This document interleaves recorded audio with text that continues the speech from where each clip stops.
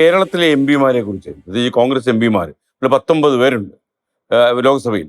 നിങ്ങൾ ഈ കേന്ദ്രത്തിൽ നിന്ന് അവകാശങ്ങൾ പിടിച്ചു പറ്റാൻ സംസ്ഥാന സർക്കാരിനെ തീരെ സഹായിച്ചിട്ടില്ല എന്നൊരു പരാതി സംസ്ഥാനത്തെ മുഖ്യമന്ത്രി പലപ്പോഴും പറയുന്നത് കേട്ടിട്ടുണ്ട്. അതിലാണല്ലോ നിങ്ങളെ ഡിബേറ്റിന് വെല്ലുവിളിക്കാൻ വേണ്ടി അദ്ദേഹം ശ്രമിച്ചത്. അപ്പോൾ ഈ പരാതി അദ്ദേഹത്തിന് കലശലായിട്ടുണ്ട്. കാരണം എപ്പോഴും ഈ മുണ്ടകൈ ചൂരമല ഉൾപ്പെടെയുള്ള പ്രദേശങ്ങളിൽ കൊടുക്കുമെന്ന് പറഞ്ഞാൽ പൈസ ഒന്നും കിട്ടിയില്ല. കേന്ദ്രത്തിൽ നിന്ന് പലപ്പോഴും ഒരു അവഗണന സംസ്ഥാന സർക്കാരിന് കിട്ടിയിട്ടുണ്ടെന്നുള്ള സത്യമാണ്. അത് വാങ്ങിച്ചു കൊടുക്കാൻ, പ്രത്യേകിച്ച് ഇങ്ങനെയുള്ള സംസ്ഥാനത്തെ നേരിടുന്ന പ്രധാനപ്പെട്ട വിഷയങ്ങളിൽ സർക്കാരിനൊപ്പം നിൽക്കാൻ കഴിയാതെ പോയോ ഒരു എം പി എന്നുള്ളതില്ല? ശുദ്ധകളവ്. അതല്ലേ ഞാൻ പറഞ്ഞത്. താങ്കൾക്ക് വേണമെങ്കിൽ വെരിഫൈ ചെയ്യാം നമ്മുടെ എം പിമാരുടെ പ്രവർത്തനം. ചൂരൽമല മുണ്ടക്കൈ ദുരന്തം ഉണ്ടായി.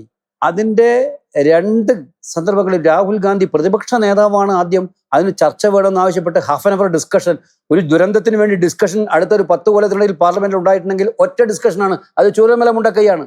അതാരാ ഡീഡ് ചെയ്തത്? പ്രതിപക്ഷ നേതാവ് തന്നെയാണ്, രാഹുൽ ഗാന്ധി തന്നെയാണ്. അതിന് മുൻപത്തെ ദിവസം 2 ചർച്ച നടന്നു. ആ ചർച്ച അവിടെ വെച്ച് ഞങ്ങൾ ഇതെല്ലാം പിൻ പോയിന്റ് ചെയ്ത് പറഞ്ഞു, നിങ്ങൾ ആവശ്യത്തിന് സഹായം കൊടുക്കണം, ഇതുമായി ബന്ധപ്പെട്ട് കാര്യം ചെയ്യണം. പ്രിയങ്ക ഗാന്ധി നേരിട്ട് മന്ത്രിമാരെ പോയി കണ്ടു പറഞ്ഞു വയനാടിന്റെ കാര്യത്തിൽ നിങ്ങൾ സഹായിക്കുന്നില്ല. ആഭ്യന്തരമന്ത്രിയെ നേരിട്ട് കണ്ടു, അമിത്ഷായെ. ഈ കാര്യത്തിൽ കേന്ദ്ര സഹായം തെറ്റാണ്. എത്ര പ്രാവശ്യം ഞങ്ങൾ പറഞ്ഞു, പാർലമെന്റിനകത്ത് പറഞ്ഞു. അതുപോലെ കേരളത്തോട് കാണിക്കുന്ന സാമ്പത്തികമായി കാണിക്കുന്ന അവരുടെ ഒരു ചിറ്റമ്മ നയമുണ്ടല്ലോ, അതിനെതിരായിട്ട് എം പിമാർ ഒപ്പിടണമെന്ന് അവർ തീരുമാനിച്ചു.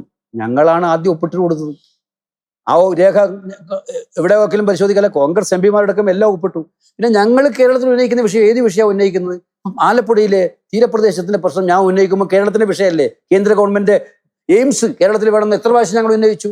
12 കൊല്ലം മുമ്പ് എനിക്ക് സഭയിൽ രേഖാമൂലം ഉറപ്പുവെന്നാണ് നഡ്ഡാജി. അന്ന് അദ്ദേഹം തന്നെയായിരുന്നു അന്നും ആരോഗ്യമന്ത്രി.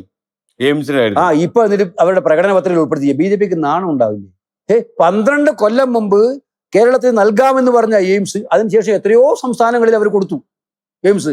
കേരളത്തെ പൂർണ്ണമായി അവഗണിച്ചു. ഇനി അടുത്ത ഇലക്ഷന് പറയാണ്, അടുത്ത പ്രാവശ്യം ഞങ്ങൾ ഇലക്ഷൻ തെരഞ്ഞെടുപ്പ് പ്രകടനത്തിൽ അതെങ്കിലും അവർ ഒഴിവാക്കണ്ടേ? അത് ആ വാഗ്ദാനം പറയുന്നത് ഒഴിവാക്കണ്ടല്ലേ? അപ്പൊ ഞാൻ ഈ ഒരു കാര്യമല്ല, മത്സ്യത്തൊഴിലാളികളോ നേരിടുന്ന ഗുരുതരമായ പ്രതിസന്ധി, കേരളത്തിലെ തീരപ്രദേശങ്ങൾ നിരന്തരമായി നേരിട്ടുകൊണ്ടിരിക്കുന്ന പ്രതിസന്ധി. കോളിംഗ് അറ്റൻഷൻ കേരളം ആദ്യമായിട്ട് കിട്ടിയതാണ്. കോളിംഗ് അറ്റൻഷൻ ഞാനാണ് അവതരിപ്പിച്ചത്. ഞങ്ങളുടെ എം പിമാർ, ഓരോ എം പിമാരും തിരുവനന്തപുരം മുതൽ കാസർഗോഡ് വരെയുള്ള എം പിമാരെടുത്തു. അവരെല്ലാം ഇപ്പൊ ദേശീയപാത പ്രശ്നം വന്നാൽ ആരാ ഉന്നയിക്കുന്നത്? ഇത് വെറുതെ അങ്ങ് പറയല്ലേ? പിന്നെ ഒരു ഏക എം പി ആയ രാധാകൃഷ്ണനാണ് അവിടെ ഉന്നയിക്കുന്നത്. നിങ്ങളെടുത്ത് നോക്കണം, കോൺഗ്രസ് എം പിമാരും UDF എം പിമാരും ഉന്നയിച്ചിട്ടുള്ള വിഷയങ്ങളും അവരുടെ CPM MP ഉന്നയിച്ച വിഷയങ്ങളും ആരാണ് ഉന്നയിച്ചതുള്ള സംവാദത്തിൽ നമുക്ക് പോവാം. അതിപ്പോ അതിനാൽ അദ്ദേഹം തയ്യാറാവുന്നില്ലല്ലോ. സംവാദം വേണ്ട. ഇനി സംവാദത്തിന് മുഖ്യമന്ത്രി തയ്യാറാവില്ല, നമുക്കറിയാം. അതിന് അദ്ദേഹം തയ്യാറാവില്ല എന്ന് ഞാൻ കറക്റ്റായിട്ട് അറിയാം. പക്ഷെ അദ്ദേഹം ഒന്ന് പരിശോധിക്കട്ടെ, ഒന്ന് പരിശോധിക്കട്ടെ. UDF MP മാർ ചെയ്ത കാര്യങ്ങൾ വെബ്സൈറ്റിലുണ്ടല്ലോ, പാർലമെന്ററി വെബ്സൈറ്റ് ഉണ്ടല്ലോ, എടുത്ത് പരിശോധിക്കട്ടെ. ഉറപ്പാ.